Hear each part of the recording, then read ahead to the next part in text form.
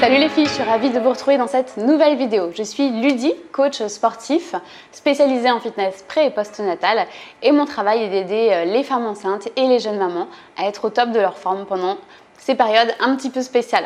Voilà, donc aujourd'hui on va parler du périnée. Donc si vous êtes enceinte, si vous êtes jeune maman, vous avez inévitablement entendu parler du périnée. Mais pour certains d'entre vous, c'est un petit peu flou, surtout quand on vous dit contractez votre périnée, madame. Et donc là, vous êtes là, ok, qu'est-ce que c'est le périnée, comment je fais, qu'est-ce que je contracte, voilà, je contracte mes fesses, je me retiens de faire pipi, enfin bref. Je sais que beaucoup d'entre vous êtes un petit peu perdus, donc dans cette vidéo, je vais vous expliquer comment bien contracter votre périnée. Parce que c'est important de bien le contracter, donc pas seulement le contracter, mais aussi engager d'autres muscles pour vraiment optimiser un maximum cet exercice. Donc, je vais vous faire un petit step by step en fait pour vous expliquer les différentes étapes à respecter pour bien contracter votre périnée. Donc je me suis mise volontairement dans un canapé pour vous dire qu'il n'y a pas de setup parfait pour contracter son périnée. Vous n'avez pas besoin d'avoir un tapis sol et d'être en tenue sport pour contracter votre périnée. Vous pouvez faire ça partout, dans votre canapé, dans le bus, sur votre table, assise à votre table de cuisine, à votre bureau. Voilà, il n'y a vraiment pas de... Vous pouvez faire ça partout. Ok? Donc juste, il y a quelque chose à respecter. C'est d'être bien droite, ok, d'être bien alignée. Donc veillez toujours à avoir vos épaules qui sont bien alignées avec vos hanches, d'avoir les épaules qui sont bien dégagées des oreilles, d'avoir un long cou, voilà, d'être bien droite, bien étirée, ok. Donc première étape, ce que je vous conseille de faire si vous êtes vraiment débutante et que vous n'avez jamais fait ça, c'est de travailler sur votre respiration. Il faut toujours penser à inspirer par le nez, grande inspiration par le nez, et grande expiration par la bouche. Ok, vous allez à chaque fois au bout de votre expiration. Vous essayez de vider tous vos poumons. Et une fois que c'est vidé, vous reprenez votre inspiration et vous expirez jusqu'au bout. Donc vous pouvez faire au début ça 2-3 respirations comme ça. Et ensuite, vous pouvez commencer. Donc première étape, on va faire par étape, ok? Et ensuite on va les ajouter. Comme ça, vous n'allez pas vous dire mais qu'est-ce qu'elle me raconte, il y a trop de choses à faire. On fait étape par étape. Donc première étape, je vous conseille de mettre vos mains, si vous pouvez, si vous n'êtes pas au milieu du bus, sur votre cage thoracique, en bas de votre cage thoracique. Et vous allez prendre une profonde inspiration via votre nez et vous allez sentir votre cage thoracique qui s'écarte. Ok. Et ensuite, une fois qu'elle est bien gonflée, vous expirez. On refait. Inspiration par le nez. Et là, ce qu'on va faire, avant d'expirer, vous allez contracter votre périnée. Donc, vous allez imaginer que vous vous retenez de faire pipi. Ok? Donc, on inspire, on se retient de faire pipi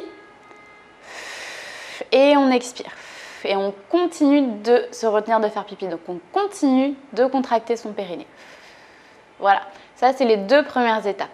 Troisième étape qui vient donc en parallèle. Il va falloir faire ça en même temps. Ok? Donc, c'est l'aspiration de votre périnée vers le haut. Ok, donc c'est pas je rentre mon nombril vers la colonne vertébrale, non, c'est l'aspiration, je monte mon ventre un peu vers le haut.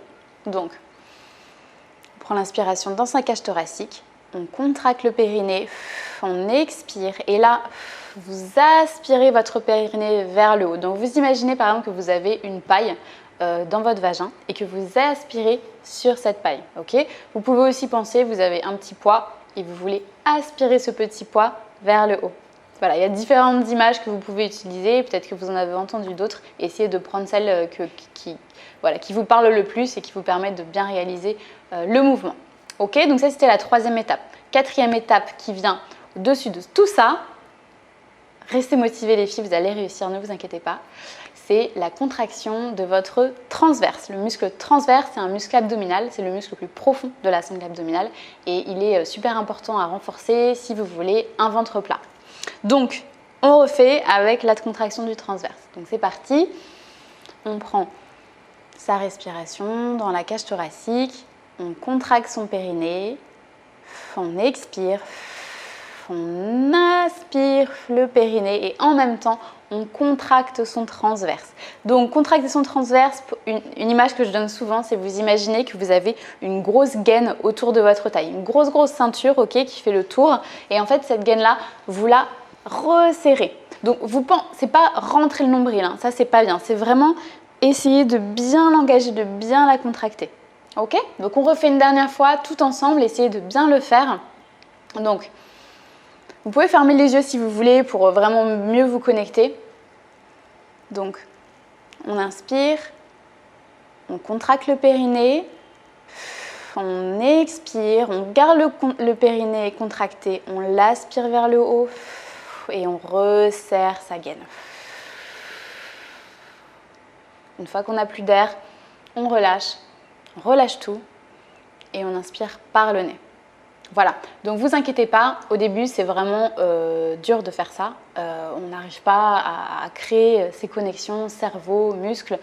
Ça prend du temps, donc n'hésitez pas à le faire, à le refaire 3 fois, 4 fois, 5 fois par jour, à le faire n'importe où. Voilà, n'abandonnez pas, c'est avec la pratique que toutes les connexions vont se créer.